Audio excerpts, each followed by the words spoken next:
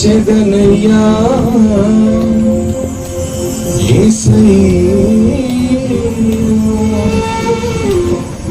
కాచితివి నన్నింతకాలము నేనెట్లా మరిచెదనయ్యా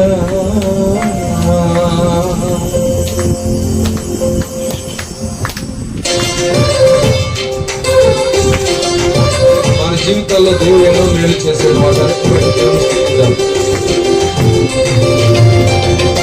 చూపితివి నాకెన్నో ఘనమైన మేలులు నేనెట్లా మరిచెదనయ్యా యేసయ్యా నేనెట్లా మరిచెదనయ్యా కాచితివి నన్నింత కాలం నీ కృపతో నీకేమి చెల్లిందును నా ప్రభువా నీకేమి చెల్లిందును చూపితివి నాకెన్నో ఘనమైన మేలులు నేనెట్లా మరిచెదనయ్యా యేసయ్యా నేనెట్లా మరిచెదనయ్యా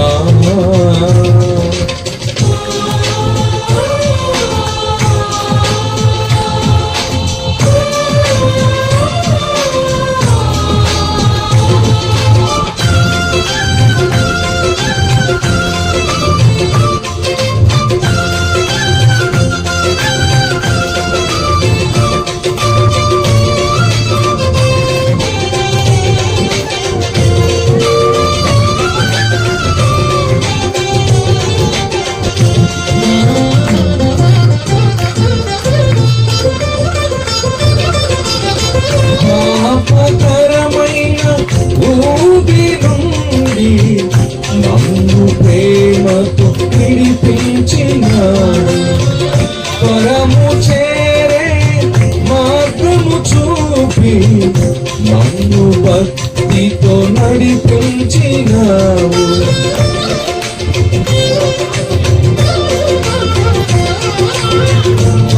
పాపకరమైన ఊబి నన్ను ప్రేమతో విడిపించినావు పరము చేరే మార్గము చూపి నన్ను భక్తితో నడిపించినావు నీవు నాకు మార్గమైతివి నీవే నాకు సత్యమైతివి నీవే నాకు భాగ్యమైతివి నీవే నాకు సత్యమైతివి నీవే నీవే నాకు జీవమైతివి చేసితివి నాకెన్నో ఘనమైన మేలులు నేనెట్లా మరిచెదనయ్యా యేసయ్యా నేనెట్లా మరిచెదనయ్యా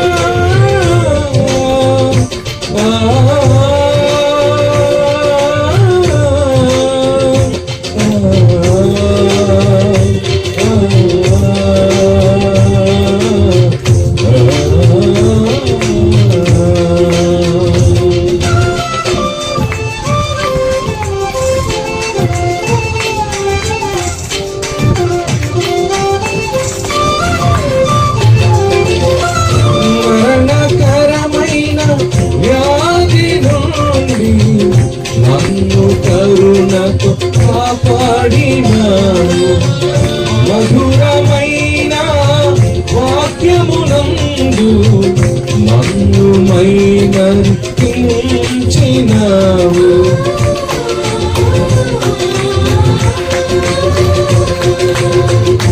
మరణకరమైన వ్యాధి నుండి నన్ను కరుణతో కాపాడినావు మధురమైన వాక్యమునందు నన్ను మైమరిపించినావు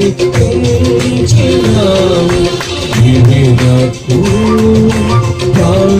ప్రాణమైతివే, నీవే నాకు ఆశ్రయమైతివే, నీవే నాకు ప్రాణమైతివే, నీవే నాకు ఆశ్రయమైతివే, నీవే నీవే నాకు సర్వమైతివే, చేసితివి నాకెన్నో ఘనమైన మేలులు, నేనెట్లా మరిచెదనయ్యా యేసయ్యా, నేనెట్లా మరిచెదనయ్యా.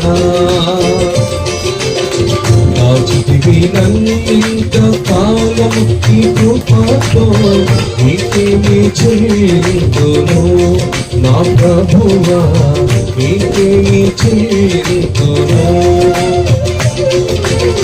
చేసితివి నాకెన్నో ఘనమైన మేలులు, నేనెట్లా మరిచెదనయ్యా యేసయ్యా, నేనెట్లా మరిచెదనయ్యా. ఆదికాండం 21వ అధ్యాయం. ఆదికాండం 21వ అధ్యాయం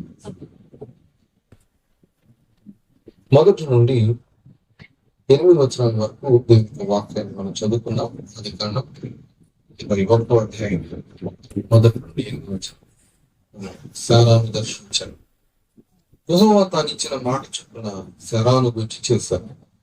ఎట్లనగా దేవుడు అబ్రహాముతో చెప్పిన నిర్ణయ కాలంలో శారా గర్భవతి అతని ముసలితన ముందు అతనికి కుమారుని కనెను.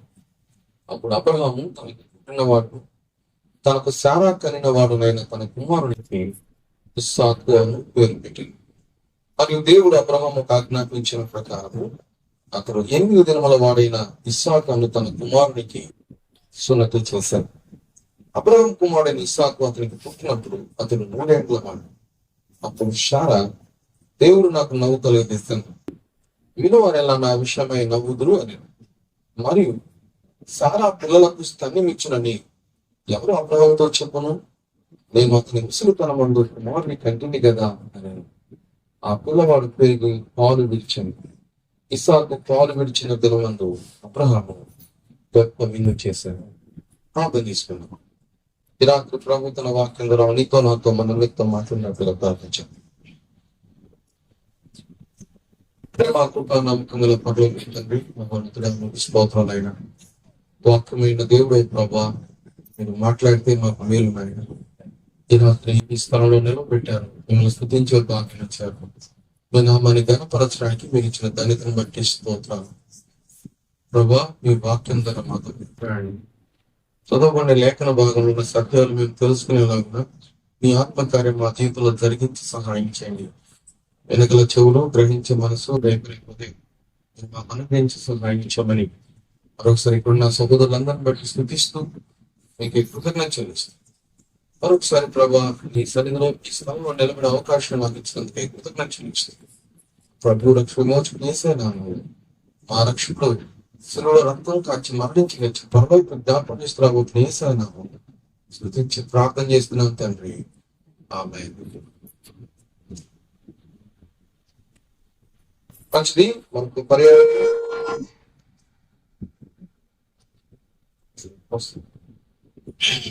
మరొక పర్యాయం ఈ మధ్య దేవుని యొక్క వాక్యాన్ని ప్రకటించడానికి కొన్ని నెలల తర్వాత అలా మీ మధ్య ఉండడానికి ప్రభావ అవకాశం ఇచ్చారు. దేవుని స్మృతిస్తున్నాను. మరొకసారి స్థానిక సంఘానికి అలాగే బ్రదర్ కూడా చెప్పారు. సహోదరుని బట్టి వందనాలు తెలియజేస్తాను. దేవుడు అంటే ఆయన ఉద్దేశం, ఆయన ప్రణాళిక ఎంత గొప్పది. దేవుడి ఉద్దేశాలు చాలా గొప్పవి కదండి. ఈ రాత్రి దేవుడి వాక్యంలో నుంచి ఆదికాండం 21వ అధ్యాయం నుంచి 8 వచనాలు చదివాను. 3 సంగతులు ఈ యొక్క వాక్యంలో నుంచి నేను మీకు తెలియజేస్తాను. ఈ భాగంలో జరిగిన సంగతి చెప్పి నేను 3 విషయాలు గుర్తు చేస్తాను. అమ్మా వింటున్నారా? అబ్రహాము అనే భక్తుడుకు దేవుడు మాట్లాడాడు. ఏం మాట్లాడాడంటే, ఆయన సంతానం లేని స్థితిలో ఉన్నప్పుడు దేవుడు ఆయనను ఒక దినాన బయటకు పిలిచి ఆకాశ నక్షత్రాలను చూపించి నీ సంతాన్ని నేను లాగా చేస్తానన్నాడు.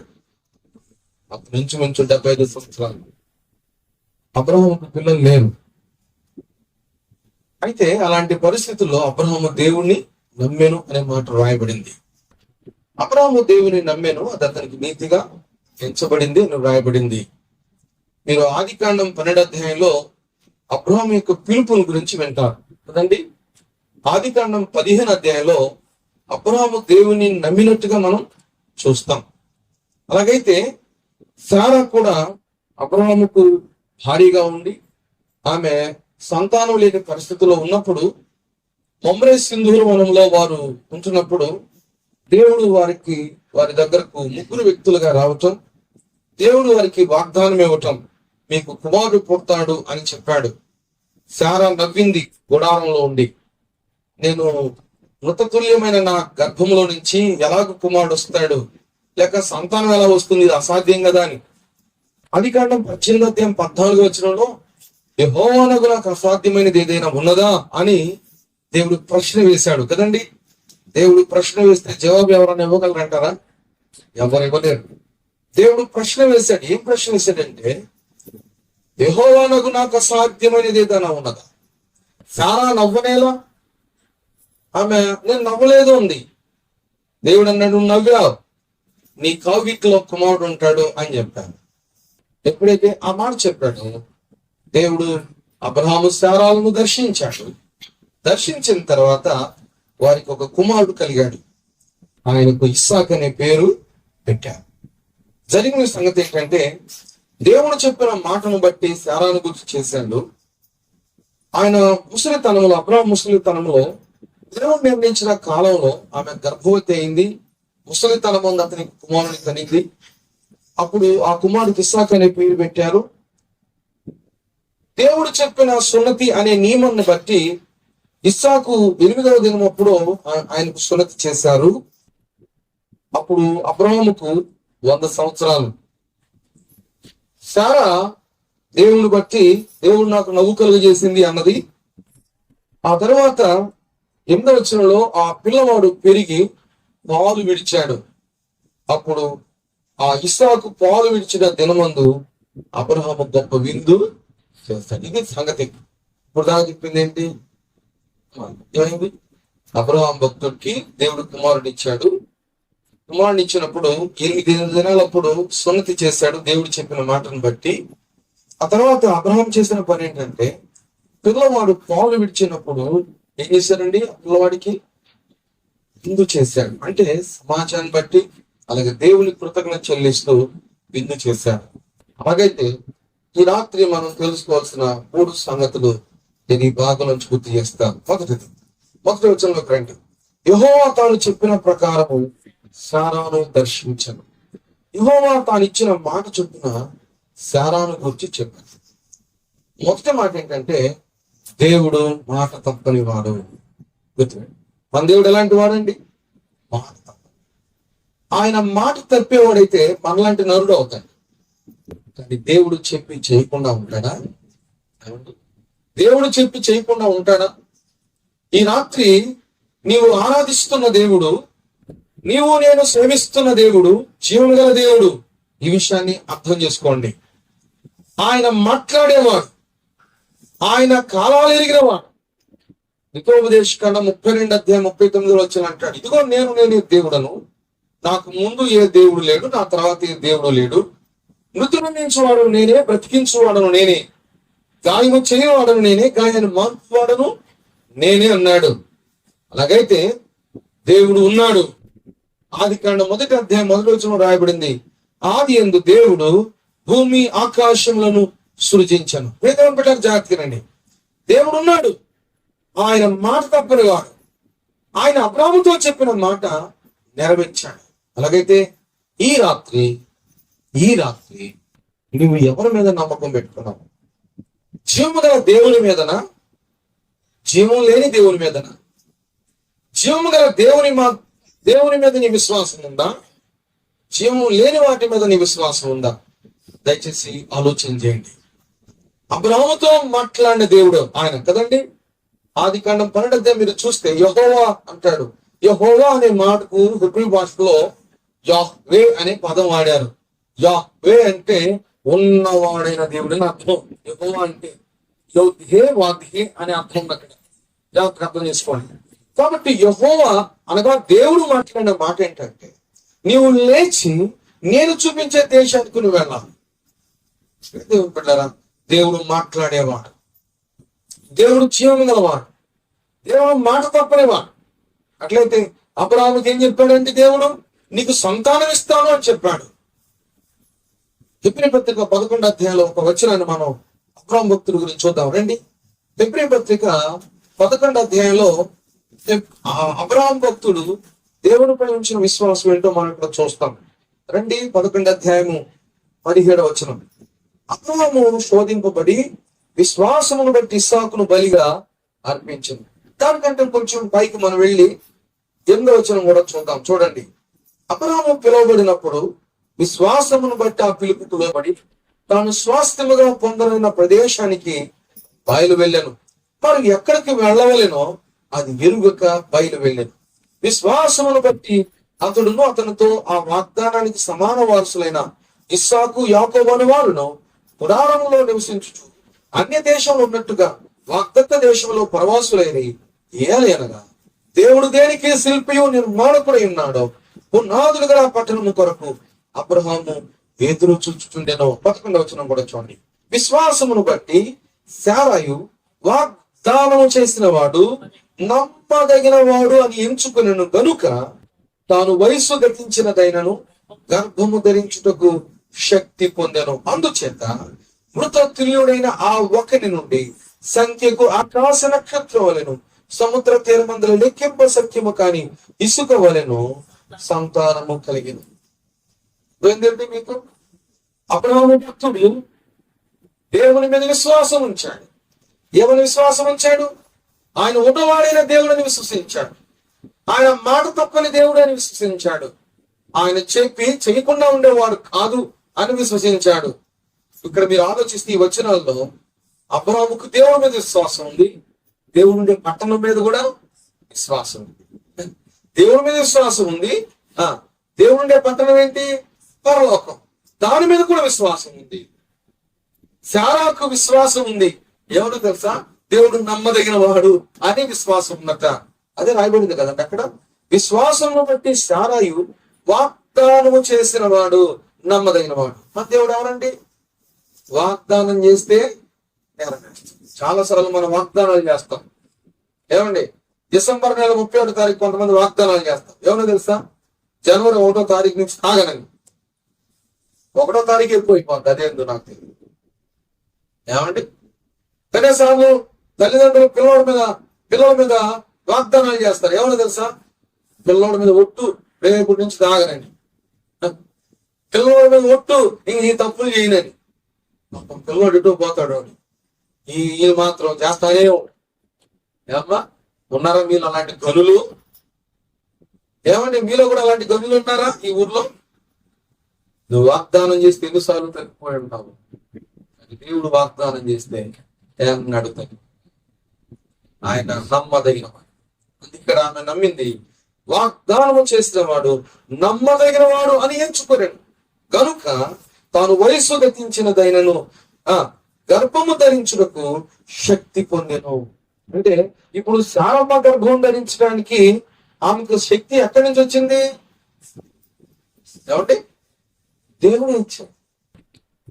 బైబిల్లో ఒక మాట రాయబడింది 127వ కీర్తనలో, కుమారులు యెహోవాను గ్రహించు స్వాస్థ్యము, గర్భఫలం ఆయన ఇచ్చే బహుమానం కదండి. దేవుడు బిడ్డలు ఇవ్వకపోతే, దేవుడు సంతానం ఇవ్వకపోతే సంతానం కలుగుతారు అబ్రహాం గారికి? అమ్మా కలుగుతారండి. ఇప్పుడు సునీల్ బ్రదర్కు సహోదరికి దేవుడు బిడ్డను ఇవ్వకపోతే సంతానం వస్తుందా? పాప కలుగుతుందా వాళ్ళకి? దేవుడు ఇచ్చాడు. అందుకే మనం ఎప్పుడు కూడా దేవుడు ఇచ్చాడు ఆ బిడ్డలన్న విశ్వాసం ఉండాలి. అది యోగ భక్తులు అంటారు, దేవుడే ఇచ్చాడు అంటాడు ఆయన మాట్లాడటం కదండి. అలాగే యాకోబు కూడా గమనించండి. ఏశావు తనకు ఎదురుకొని వచ్చినప్పుడు ఏశావు అడుగుతాడు యాకోబుని, సహోదరుడా ఇక్కడ కనపడుతున్న ఈ ఆడోళ్ళు, ఈ పిల్లలు వీళ్ళందరూ వెళ్ళాయా అనగానే యాకోబు ఏమంటాడు తెలుసా? దేవుడు నాకు ఇచ్చిన పిల్లలు, ఏమన్నాడు? దేవుడు నాకు ఇచ్చిన అమ్మా, మీకు బిడ్డలు ఎవరిచ్చారు? దేవుడు ఇచ్చాడు. ఒకవేళ మీరు అనుకోవచ్చు, ఎన్ని మొక్కులు మొక్కుకుంటే పుట్టారు, ఎన్ని కష్టాలు పడితే పుట్టారు, మీరు ఎన్నైనా మొక్కుకున్నా, ఎన్ని తిప్పబడ్డా, దేవుడు ఇవ్వకపోతే, కుమారులు దేవుడు ఇవ్వకపోతే, కుమార్తెలు దేవుడు ఇవ్వకపోతే కుదురుతుందండి? ఇప్పుడు మీరు చెప్పండి. అబ్రాహాము విషయంలో దేవుడు మాట ఇచ్చాడు, సంతానం ఇస్తానన్నాడు. సారా నవీన దేవుడు మాట. ఒక సత్యం చెప్పమంటారా? మనం నమ్మదగిన వారం కాకపోయినా దేవుడు నమ్మదగిన వారు. మనం బలహీనులమైన మన బలపరిచే దేవుడు. అటువంటి దేవుడి మీద విశ్వాసం మనకి ఎంత భాగ్యం అండి. నమ్ముకునే వాళ్ళైతే దేవుడికి సమస్తం. అందుకే ఎబ్రీ పత్రిక 11:6 అంటాడు, విశ్వాసం లేకుండా దేవునికి ఇష్టడై ఉండుట అసాధ్యం. దేవునికు వచ్చువాడు ఆయన ఉన్నాడని, తను వెతికిన వారికి ఫలమిస్తాడని నమ్మవలెను కదా అని ఉంది. దేవుని బిడ్డరా, దినాల్లో చాలా మందికి దేవుని మీద నమ్మకం. నేను ఇట్లా అడుగుతాను, ఏమనుకోకండి. వినుకొండ నుంచి మీరు బస్సులో వచ్చేటప్పుడు ఎప్పుడన్నా బస్సు డ్రైవర్ దగ్గరికి వెళ్ళి, డ్రైవర్ గారు నీ లైసెన్స్ చూపించారు అడిగారండి, బస్సు ఆగినవ్వండి, సీటు నాదే, కింద నుంచి వేస్తారు పైకి. ఏంటి నమ్మం, జనాలు ఎడెక్కేస్తారని. ఎప్పుడన్నా ఆటో ఎక్కేటప్పుడు ఆటో డ్రైవర్ దగ్గరికి వెళ్ళి, డ్రైవర్ గారు నువ్వు ఎన్ని సంవత్సరాల నుంచి నడుపుతున్నావు, ఏది నీ ఎక్స్పీరియన్స్, నీ లైసెన్స్ అని అడిగారా మీరు? ఏం కూడా అడగలేదు. మీ సంగతి అయినా మీరు ఎక్కడ కూర్చోట్లేదా, ఇరుకైనా కూర్చోట్లేదా అంటే మీరు ఎవరు నమ్ముతున్నారు? ఆటో డ్రైవర్ని నమ్ముతారు, బస్సు డ్రైవర్ని. కానీ దేవుణ్ణి నమ్మాలంటే ఎంత కష్టమో. ఫాస్ట్ గా గొంతు చిచ్చుకొని అరిచిన కదండి, ఎన్ని వాక్యాలు చూపించిన సమయం వచ్చేటప్పటికి భక్తి విడిపోద్దు, విశ్వాసం విడిపోద్దు, దేవుని మీద నమ్మకం చెప్పండి. దేవుని మీద నమ్మకం ఉందా? అబ్రాహాము దేవుని నమ్మాడు, అబ్రాహాము మాట ఇచ్చిన దేవుని నమ్మాడు, అబ్రాహాము దేవుని మీద నమ్మకం పెట్టుకున్నాడు. ఆయన బలహీనతలు లేవని అనట్లేదు, అబ్రాహాము భక్తుల్లో బలహీనతలు ఉన్నాయి. ఆయన చేసిన ఒక పొరపాటు ఈ రోజు కూడా భయంకరంగా ఇబ్బందిగా ఉంది, ఈ దినాల్లో కూడా. ఏమండి, పొరపాట్లు లేవనట్లేదు, కానీ దేవుడి గురించి నమ్మండి. దేవుడు పొరపాటు లేని వాడు, దేవుడు నమ్మదగినవా. అట్లయితే ఇక మొదటి వచనం మీరు చూస్తే, యెహోవా తాను చెప్పిన ప్రకారము శారాను దర్శించను, యెహోవా తానిచ్చిన మాట చొప్పున శారాను గూర్చి చేశాను. చూసారా, తాను చెప్పిన ప్రకారం తానిచ్చిన మాట చొప్పున శారాను గూర్చి చేశాడు దేవుడు. అలాగైతే నీ జీవితంలో, నా జీవితంలో దేవుడు చేయండి. ఆయన గ్రంథంలో ఆదికాండం 1వ అధ్యాయం నుంచి ప్రకటన 22వ అధ్యాయం వరకు ఎన్ని వచనాలు ఆయన మాట్లాడాడు, ఎంత వాక్యం ద్వారా మనతో మాట్లాడుతున్నాడు. ఈ దినాల్లో చాలా మంది దేవుని బిడ్డలారా దేవుని వాక్యం మీద నమ్మకం పెట్టుకోండి. విశ్వాసులుగా కొంచెం డైరెక్ట్ గా మాట్లాడుతున్నారు. దేవుని మీద నమ్మకం లేదు. ఎవరి మీద నమ్మకం ఉందంటే, ఎవరో గొప్ప ప్రసంగికుడు, ఆయన మీద నమ్మకం. ఆయన చెప్పేది రైట్, దేవుని వాక్యం చెప్పేది. దేవుని వాక్యం ఎంత సత్యం, దేవుని మాట ఎంత సత్యం. దేవుడు చెప్పాడు అంటే ఖచ్చితంగా నెరవేరుస్తాడు. ఇంకా చూడండి, సాతాను కూడా యేసు ప్రభుని శోధించాలని వచ్చినప్పుడు యేసు ప్రభు అన్న మాట ఏంటో తెలుసా? ఎవరో చెప్పండి, మనుషుడు రొట్టె వల్ల మాత్రం కాదు జీవించేది, దేవుని నోటి నుంచి వచ్చి ప్రతి మాట వలన. దేవుని బిడ్డ, నువ్వు దేవుని అర్థం చేసుకోవాలంటే, దేవుడు ఎలాంటి నీకు అర్థం కావాలంటే, నువ్వు ఖచ్చితంగా బైబిల్ గ్రంథాన్ని చదవాలి. చదవకపోయినా వాక్యం చెప్తున్నప్పుడు వినాలి. చదవకపోయినా అంటే చదువు లేని వాళ్ళు, కొంతమంది చదువు లేని వాళ్ళు ఉంటారు. అలాంటి వాళ్ళు ఏం చేయాలండి? వాక్యాన్ని వినాలి, ఇలా కూటాలకు రావాలి, వాక్యం వింటూ ఉండాలి, దేవుని వాక్యానికి నమ్మకం పెట్టుకోవాలి. అలాగైతే దేవుడు ఎవరు? ఉన్నవాడైన దేవుడు. ఇక దేవుని బిడ్డలారా, అబ్రాహాముతో మాట్లాడింది ఉన్నవాడైన దేవుడు. ఈ రాత్రి నీతో మాట్లాడుతుంది ఎవరో తెలుసా? ఉన్నవాడైన దేవుడే, వాక్యమైన దేవునితో మాట్లాడుతున్నాడు. ఇంకా దేవుని మీద నువ్వు నమ్మకం పెట్టుకున్నావా? నమ్మకం లేకుండా ఉన్నావా? ఈ దినాల్లో చాలా మంది మనుషుల మీద నమ్మకం పెట్టుకుంటున్నారు, రాజుల మీద నమ్మకం పెట్టుకుంటున్నారు. చెప్పమంటావా? ప్రభుత్వాల మీద కూడా నమ్మకం పెట్టుకుంటున్నారు. రాజులు నమ్ముకున్నది కంటే, మనుషులు నమ్ముకున్నది కంటే యెహోవాను ఆశ్రయించుట ఇంకా చెప్పాలంటే ఈ దినాల్లో చాలా ఇస్తానన్నాడు. చెప్పాలంటే అబ్రహాము కొంతకాలం క్రితం చాలా దిగులు పడ్డాడు. ఎందుకు దిగులు పడ్డాడు తెలుసా? ఇంత ఆస్తి ఉంది, ఇంతమంది పనులు ఉన్నారు, 400 మంది కంటే ఎక్కువ మంది నా ఇంట్లో పనిచేస్తున్నారు, నా ఇంటికి నా అంటే నా యొక్క సహకారంగా ఉన్న ఇలియాజరే ఇంటికి అధికారి అయిపోతాడు కదా, నా సంతానం లేదు కదా అని బాధపడుతున్నాడు. ఆ టైంలో దేవుడు మాట్లాడాడు, అబ్రాహ్మ సంతానం ఇస్తాను. నేను ఒక మాట చెప్పుకుంటారా, మన దేవుడు ఎవరో తెలుసా? మన పరిస్థితులు ఎరిగిన వాడు ఆయన, మన స్థితిగతులు ఎరిగిన వాడు ఆయన, నీ హృదయ పరిస్థితి ఎరిగిన వాడు ఆయన. అలాగైతే రాత్రి ఆ దేవుని మీద నువ్వు విశ్వాసం ఉంచాను. అబ్రాహ్మ భక్తుని జీవితంలో మనం చూస్తాం, దేవుడు మాట ఇచ్చాడు, ఆ మాటను బట్టి శారాకు చేశాడు. ఏం చేశాడండి? చూడండి 2వ వచనం. ఎట్లనగా దేవుడు అబ్రహాముతో చెప్పిన నిర్ణయ కాలములో శారా గర్భవతి అతని ముసలితనమందు అతనికి కుమారుని కనెను. ఎప్పుడు పుట్టాడండి ఇస్సాకు? అబ్రహాముకు ముసలితనములో 100 సంవత్సరాలు పుట్టాడు. ఈ సంవత్సరంలో ఈ దినాల్లో 100 సంవత్సరాలు బతకటమే చెప్పలేము, ఏ రోజు ఏం జరుగుతుందో కదండి. కానీ 100 సంవత్సరాలు దేవుడు అబ్రహాం బిడ్డనిచ్చాడంటే రాయబడిన మాట ఉందో తెలుసండి, నిర్ణయ కాలంలో దేవుడు ఇచ్చాడు. నేను చెప్పాను కదండి, దేవుడు మాట ఇచ్చి నెరవేర్చే మాట తప్పని వాడు. ఎప్పుడు చేస్తాడో చెప్పమంటారా? ఆయన టైంలో ఆయన చేస్తాడు. అందుకే బైబిల్ అందులో ఒక మాట ఉంది, ప్రతి దానికి ఏముంది? సమయంలో. నవ్వడానికి సమయం ఉంది, ఏడవడానికి సమయం ఉంది, పుట్టడానికి కూడా సమయం ఉంది, చనిపోవడానికి సమయం. ఏముంది? పెళ్లికి సమయం ఉంది, తినటానికి సమయం ఉంది, పడుకోవడానికి సమయం ఉంది. చాలా దినాలు ఈ దినాలు ఏం చేస్తున్నారంటే ప్రార్థన చేసే టైంలోనే కొంత పనులు చేస్తా ఉంటారు. టైం ఎక్కడ ఉందన్న? టైం ఎక్కడ ఉంది? మందిరానికి రావడానికి టైం ఎక్కడ ఉంది? దేవుని దగ్గరకు రావడానికి టైం ఎక్కడ ఉందని టైం అంతా తినేస్తాం కదండి. దేవునికి ఇవ్వాల్సిన సమయం దేవునికి ఇవ్వాల్సింది. మీకు గుర్తుందా? 2 అక్క చెల్లెళ్ళు యేసు ప్రభుని వాళ్ళ ఇంటికి పిలిచి కూర్చోబెట్టి, ఒక ఆమె ఏమో ఇంట్లోకి తిరిగి పని చేస్తాం, ఇంకొక ఆమె వేసే పాదాల దగ్గర కూర్చోను. అక్కొచ్చి ఆ సహోదరు వచ్చి యేసు ప్రభు, అబ్బా మరి నీ పాదాల దగ్గర కూర్చుందే, నీకు చింత లేదా? నీకు చింత లేదా? ఎంత కష్టపడుతున్నాను చూడండి. యేసు ప్రభు ఒకసారి మార్తా నువ్వు అనేకమైన పనులు పెట్టుకొని ఏం చేస్తున్నావు? తొందరపడుతున్నావు. అవసరమైంది ఏంటో తెలుసా? ఆమె ఉత్తమమైన దాన్ని ఏర్పాటు చేసుకుంది. నేను ఎందుకు ఈ మాట చెప్పానంటే, దేవుని బిడ్డలారా, సందర్భం కాకపోయినా చేస్తాను. ఎందుకంటే గుర్తుపెట్టుకోండి, యేసు ప్రభుకి ఇవ్వాల్సిన సమయం యేసు ప్రభు వారికి ఇవ్వాల్సింది. ప్రార్థనా సమయం ప్రార్థనకి ఇవ్వాల్సింది, ధ్యాన సమయం వాక్యానికి ఇవ్వాల్సింది, దేవునికి ఇవ్వాల్సిన సమయం దేవునికి ఇవ్వాల్సింది, దేవునికి ఇవ్వాల్సిన ఆదివారానికి దేవునికి ఇవ్వాల్సింది. అట్లాగైతే దేవుడికే సమయం, ఆయన సమయంలో ఆయన నిర్ణయం చేసేటప్పుడు మన సమయాన్ని మనం ఎలా ఉపయోగించుకున్నాం ఆలోచించాలి. కొన్నిసార్లు మనం ఏం చేస్తాం తెలుసా? ఎంత ప్రార్థన చేసిన జవాబు రాదు. అప్పుడు అనుకుంటాం, ఇంకేం దేవుడు, ఇంకేం ప్రార్థన, నేను ఇంత చేసినా కూడా నాకేం రావట్లేదు, జవాబు రావట్లేదు. ఏదో బిడ్డ ఆయన సమయంలో ఆయన జవాబు ఇస్తాడు. అప్పుడు దాకా నీకు నేను ఏం చేయాలి? వెయిట్ చేయాలి. దేవుడిచ్చే జవాబు కొరకు, దేవుడిచ్చే సమాధానం కొరకు మనం ఎదురు చూడాలి. కానీ తొందరపడకూడదు. తొందరపడి అబ్రహాము తిప్పలు తెచ్చుకుంది.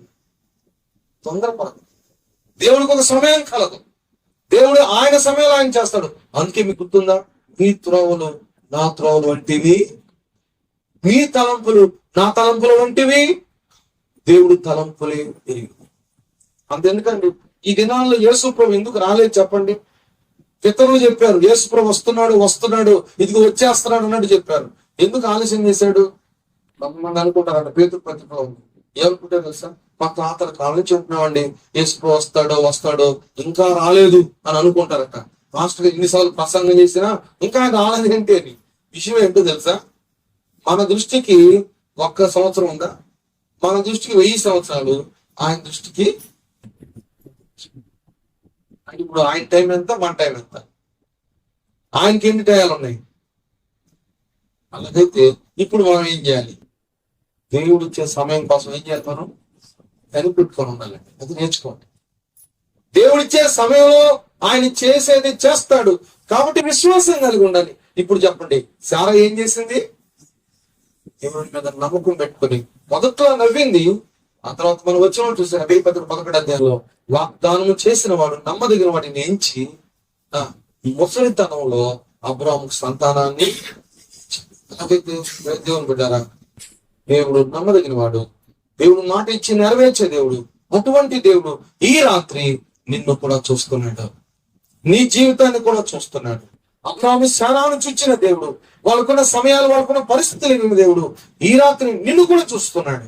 ఒకవేళ నువ్వు ఏ పరిస్థితిలో ఉన్నావో, దిగులుతో ఉన్నావో, వేదనతో ఉన్నావో, సమస్యల్లో ఉన్నావో, బాధల్లో ఉన్నావో, ఇక నాకు ఎవరైనా సహాయం చేస్తే బాగుండు, నేను చచ్చిపోయే స్థితిలో ఉన్నాను, నన్ను రక్షించేవాడు లేడా, నన్ను కాపాడేవాడు లేడా, నా సమస్యలు తీర్చేవాడు లేడా అని దిగులుతో ఉన్నావేమో. అబ్రాహాము శారాలను దర్శించిన దేవుడు నిన్ను కూడా దర్శిస్తున్నాడు, నీతో కూడా మాట్లాడుతున్నాడు. పాత నిబంధనలు అయితే అబ్రాహామును పిలిచాడు. మత్తయి సువార్త 11:28 యేసు ప్రభువు వారు పిలుస్తున్నాడు. ఏమన్నా తెలుసా? ప్రయాసపడి భారం మోసుకొని సమస్త జనులారా నా యొద్దకు రండి, నేనేం చేస్తాను, మీకు విశ్రాంతి కలిగిస్తాను. అలాగైతే యేసు ప్రభు ఈ రాత్రి నలిగిన వారిని పిలుస్తున్నాడు, శ్రమలో ఉన్న వారిని పిలుస్తున్నాడు, వేదనతో ఉన్న వారిని పిలుస్తున్నాడు, సమస్యలతో కొట్టుమిట్లాడుతున్న వారిని పిలుస్తున్నాడు, వ్యాధులతో అల్లాడుతున్న వారిని పిలుస్తున్నాడు. అంత మాత్రమే కాదు, పాపంలో ఉండి, శాపంలో ఉండి, నెమ్మది లేకుండా జీవిస్తున్న నిన్ను కూడా దేవుడు పిలుస్తున్నాడు. ఆయన నిన్ను చూస్తున్న దేవుడు, నిన్ను పిలుస్తున్న దేవుడు, నిన్ను ప్రేమిస్తున్న దేవుడు. ఈ రాత్రి నువ్వు ఆయన దగ్గరకు వస్తే నీకు మేలు. ఈ శబ్దంతరం ద్వారా నువ్వు దేవుని స్వరాన్ని వినాలని ఆశపడితే రా, ప్రభు నిన్ను పిలుస్తున్నాడు, ఆయన నిన్ను ఆహ్వానిస్తున్నాడు. ఆయన దగ్గరకు వస్తే నీకు మేలు. దేవుని ఎందుకు రండి, అప్పుడు ఆయన ఎందుకు వస్తాడు. నంబర్ 1, దేవుడు మాట ఇచ్చి నెరవేర్చే దేవుడు. నంబర్ 2, రెండవ భాగాన్ని చూద్దాం. చూద్దాం రండి. 6వ వచనం. అప్పుడు శారా దేవుడు నాకు నవ్వు కలుగ చేశాను, వినువారెల్లా నా విషయమై నవ్వుదురు అనెను. ఇక్కడ శారా ఆ తల్లి అంటుంది, ఏమంటుందో తెలుసా? ఏమంటుందండి? దేవుడు నాకేమిచ్చాడు? నవ్వు కలుగజేశాడు. ఇస్సాకు అనే మాటకు అర్థం నవ్వు అని. ఇప్పుడు చెప్పండి, ఎప్పుడు నవ్విచ్చాడు శారాకి? నవ్వలేని పరిస్థితిలో నవ్విచ్చాడు. ఆమెకు అది అసాధ్యం, కానీ దేవుడు అప్పుడు ఆమెకు నవ్విచ్చాడు. అంటే దేవుడు స్థితిగతులు కూడా మార్చగలవాడండి. దేవుడు మాట ఇచ్చి నెరవేర్చే దేవుడు. దేవుడు పరిస్థితులు కూడా మార్చగలవాడు. శారా పరిస్థితి వేరు. శారా జీవితంలో ఇక నాకు ఎండిపోయింది నా బ్రతుకు, లేకపోతే నా గర్భము మృతతుల్యమైపోయింది అనుకున్న పరిస్థితుల్లో ఎండిపోయిన ముద్దులోండి చిగురు వచ్చినట్లుగా ఆ తల్లి గర్భాన్ని ఆయన దీవించి మీకు నవ్వు కలిగేసేట్టుగా కుమారుడు ఇచ్చాడు. దేవుని బిడ్డలారా, అందుకే ఇక్కడ శారా దేవునికి కృతజ్ఞత చెప్తుంది, దేవునికి థ్యాంక్స్ చెప్తుంది. ఏం చెప్తుందో తెలుసా? దేవుడు నాకు నవ్వు కలుగు చేశాడు, దేవుడు నాకు మేలు చేశాడు, దేవుడు నాకు ఉపకారం చేశాడు. దావీదు అదే అంటాడు కదండి 103వ కీర్తనలో. ఏమన్నాడు? నా ప్రాణమా యెహోవాను సన్నుతించుము, నా అంతరంగ సమస్తమా ఆయన పరిశుద్ధ నామమును సన్నుతించుము, నా ప్రాణమా యెహోవాను సన్నుతించుము. ఆయన చేసిన దేనిని ఇక్కడ గమనించండి. శారా సాక్ష్యం ఇస్తుంది. ఏమన్నా తెలుసా? దేవుడు నాకు నవ్వు కలుగు చేశాడు, ఇది దేవుని వల్ల జరిగింది, నాకు దేవుడే చేశాడు. అమ్మా, మీరు ఎప్పుడైనా ఎవరికైనా సాక్ష్యం ఇచ్చారా? నా కుటుంబంలో ఈ పరిస్థితి దేవుడే ఇచ్చేసాడు, నా జీవితం ఈ మేలు దేవుడు చేశాడండి. ఎవరికైనా సాక్ష్యం ఇచ్చారా మీరు? మనకు అన్ని దేవుడు ఇయ్యాలి. ఈ జలం కంటే కూతురు ఉన్నారంట. ఎవరోళ్ళు? ఏమో మన ప్రార్థన కూడా ఎట్లా ఉండదు.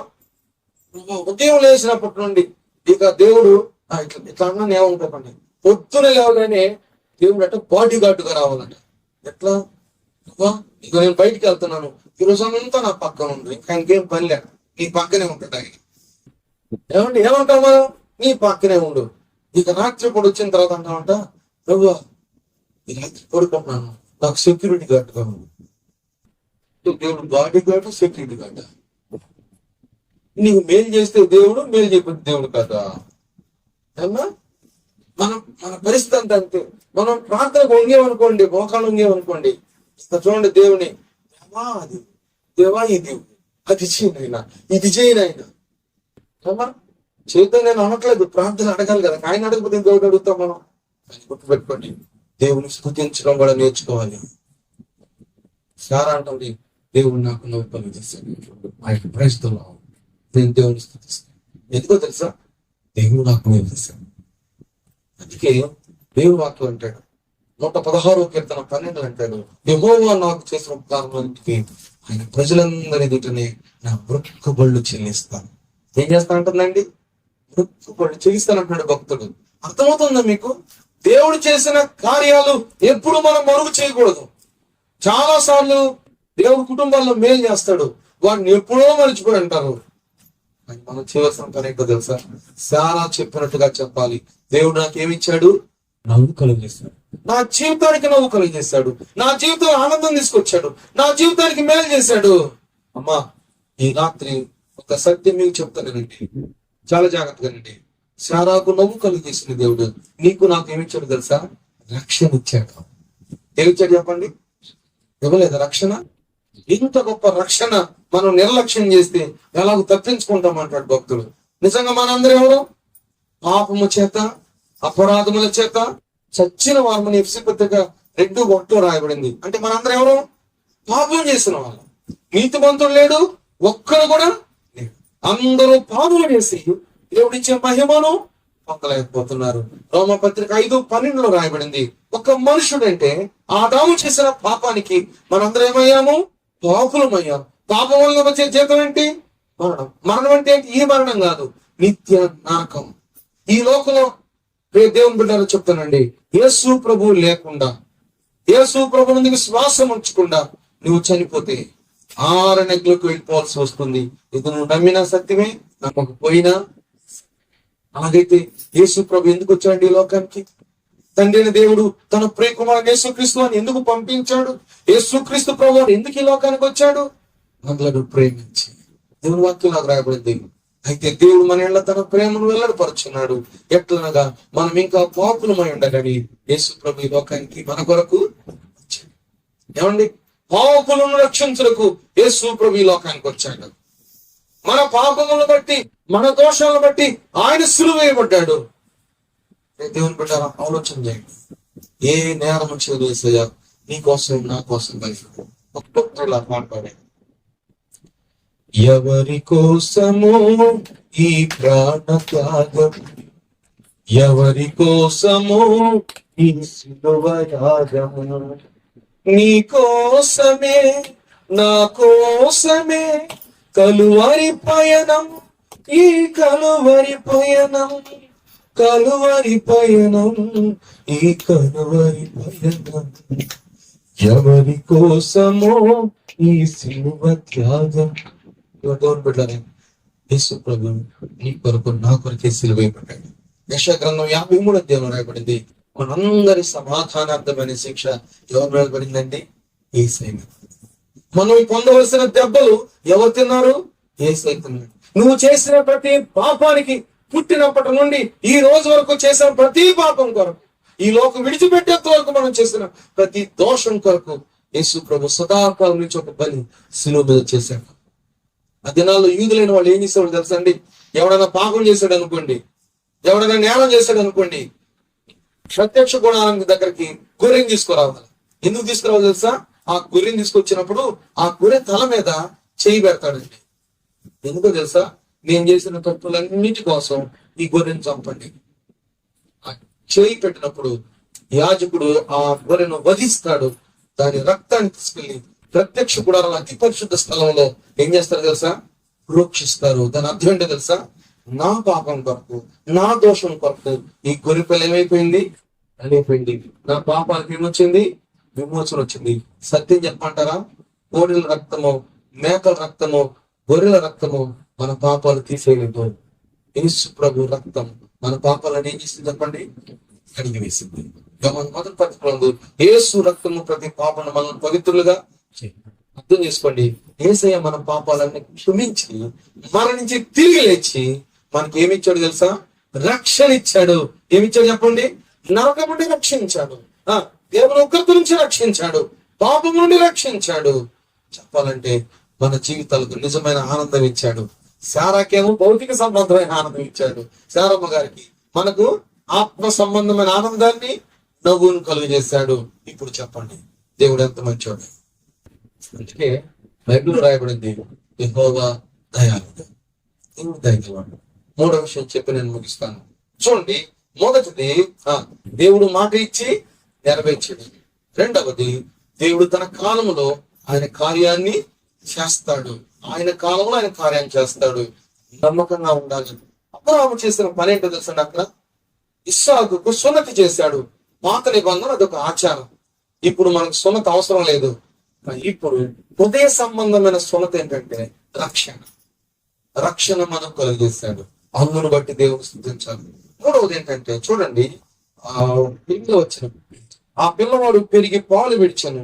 ఇస్సాకు పాలు విడిచిన దినమందు అబ్రహాము గొప్ప విందు చేశాడు. పిల్లవాడు ఏం చేశాడంటే పాలు విడిచాడు. అంటే పాలు విడిచాడంటే అర్థం ఏంటి?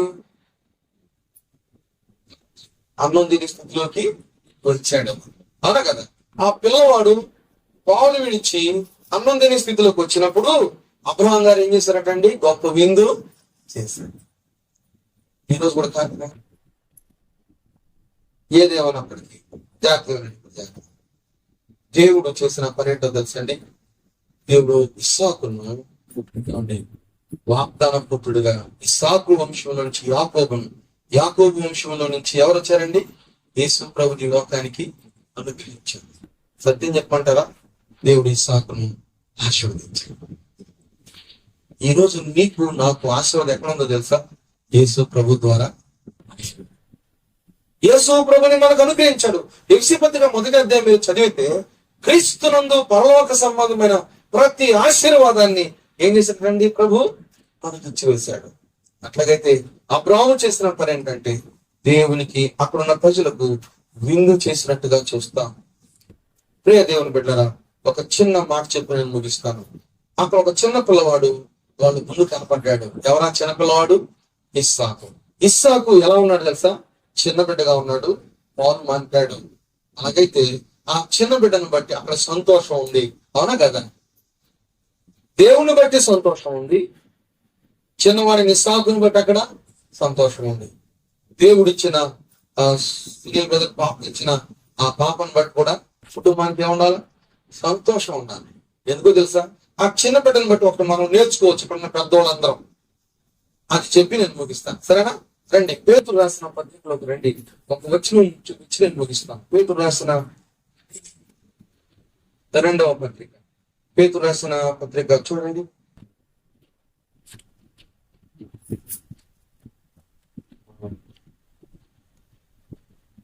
మొదటి పత్రిక 2వ అధ్యాయం. మొదటి వచనం. ప్రభు దయాళుడని మీరు రుచి చూచిన ఎడల సమస్తమైన దుష్టత్వమును, సమస్తమైన కపటమును, వేషధారణను, అసూయను, సమస్త దోషణ మాటలు మాని కొత్తగా జన్మించిన శిశువులను పోలిన వారి నిర్మలమైన వాక్యమును పాల వలన రక్షణ విషయంలో ఎదుగు నిమిత్తము ఆ పాలను అపేక్షించండి. ఒక వ్యక్తి యేసు ప్రభువును నమ్ముకున్నాడండి. చిన్నపిల్లడు పుట్టగానే పాలు ఇస్తారు ఆ బిడ్డ పెరగటానికి కదండి. ఒక వ్యక్తి యేసయ్యను నమ్ముకున్న తర్వాత వాక్యం అనే పాలు తాగాలి. తాగుతూ రక్షణ విషయంలో ఎదగాలి. దేవుని వాక్యం నిర్మలమైంది అని రాయబడింది. అవునంటారా కాదంటారా? దేవుని వాక్యం నిర్మలమైంది. అలాగైతే ఇక్కడ రాయబడిన మాట ఏంటంటే ప్రభు దయాళుడని మీరు నమ్మితే, దేవుడు గొప్పడని మీరు రుచి చూస్తే, అబ్రాహాము రుచి చూశారు కదా, మీరు కూడా రుచి చూస్తే మీరు ఏం చేయాలో తెలుసా? కొత్తగా జన్మించిన శిశువులను పోలిన వారై.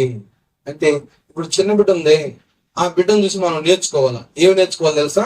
చూడండి, సమస్తమైన దుష్టత్వం మానాలా. చిన్న బిడ్డ దుష్టత్వం చేస్తారా? చర్చికి వస్తే దుష్టత్వం చేయించండి. యేసయ్యను నమ్ముకున్న తర్వాత దుష్టత్వం ఉండొచ్చా మనలో? ఆ చిన్న బిడ్డను బట్టి నేర్చుకోవాలి. ఏమన్నా తెలుసా? ఆ చిన్న బిడ్డకు దుష్టత్వం తెలియదు. దేవుని పిల్లలను మనం కూడా ఏం తెలియకూడదు? దుష్టత్వం ఉండకూడదు. ఇంకేం ఉండకూడదు? చూడండి, సమస్తమైన కపటం ఉండకూడదు. కొంతమంది పైకి బాగా కనపడతారు, లోపల చాలా కపటం ఉంటుంది. ఏంటన్నా? లోపల కపటం. పైకి బాగానే ఉంటారు, లోపల కపటంతో నిండి ఉంటారు. అందుకే కీర్తనగా నరకముండి అంటాడు, వారి నాలుగు కపటంతో నిండి ఉంది అంటాడు. నాకంటే ఇప్పుడే దేవుని పెట్టారా? కపటం కూడా మనలో ఉండకూడదు. కపట చీకటి ఉండకూడదు, దుష్టత్వం ఉండకూడదు. ఇంకేం ఉండకూడదు? వేషధారణ ఉండకూడదు. అంటే పైకేమో యేసయ్య బిడ్డ, లోపలేమో సైతాన్ బిడ్డ. కుదురుతుంది? యేసుకున్నాడు, నేను వేస్తేనైనా క్షమిస్తాను కానీ వేషధారణ మాత్రం. అలాగైతే వేషధారణ మానాలి. ఇంకేం మానాలి? అసూయ మానాలి. చూడండి, చిన్నపిల్లకి అసూయ తెలుస్తుందా? మనలో చూడండి, 10 బస్తాలు ఎక్కువ పండినవండి అవతల పొలంలో. ఎక్కడ చెప్పండి? పండిందే పండిందే వాడికి పండిందే, నాకు పండలేదే. దేవుడు నీకు ఇచ్చిన దాన్ని బట్టి సంతోషించిన ఆయన, వాడి గురించి నీకెందుకు నాయన? నీకు అర్థమవుతుందా? అసూయ. పిల్లల్ని చూసి నేర్చుకుని, ఆ పిల్లడికి అసూయ ఉంటుంది అంటే పాపకు అసూయ ఉంటుంది. ఇప్పుడు చెప్పండి, దేవుని పిల్లలకు ఉండొచ్చు అసూయ? మీరు ఎవరైనా ఉంటే మారు మనసు పొందండి రాత్రి, దేవుడు సంతోషపడతాడు. అసూయ ఉండకూడదు. ఇంకేం ఉండకూడదు? సమస్త దోషణ మాటలు మాని. ఏం మానాలి మనం? ఏమ్మా, మీ నోట బూతులు ఉండకూడదు. ఇతరులను శపించడం ఉండకూడదు. సమస్తమైన దోషాల మాటలు మాని కొత్తగా జన్మించిన శిశువును పోలిన వారి నిర్మలమైన వాక్యమును పాల వలన రక్షణ విషయం ఎదుగు నిమిత్తం ఆ పాలను వీక్షించండి. అక్కడ పాలు మానేడు ఎవరు? ఇస్సాకు. ఇప్పుడు మనం పాలు తాగాలి. ఏంట పాలు? వాక్యం అనే పాలు తాగాలి. అబ్రాహాము పుట్టిన కుమారుడేమో భౌతిక సంబంధమైన పాలు మారాడు. ఇప్పుడు ఆత్మ సంబంధమైన దేవుని పిల్లలు పుట్టిన మనం ఏం తాగాలి? వాక్యం అనే పాలు. ఈ వాక్యంలో నిర్మలమైంది. ఈ వాక్యం జీవం. ఈ వాక్యం మనం బలపరుస్తుంది. ఈ వాక్యం మనం ఆలోచిస్తుంది. అట్లాగా దేవుని వాక్యమును నిలిచిన వారంగా మనం ఉండాలని కోరుకుంటుంది. ఈ స్థితిలో రెండవసారి రాబోతున్నాం. ఆయన రాబడి కొరకు మనం అందరూ సిద్ధపడాలని కోరుకుంటున్నాం. ఈ మాటలు ముగిస్తున్నాను. దేవుడు ఈ మాటలు మన వినిపిలో ఫలింపచేయనుగాక.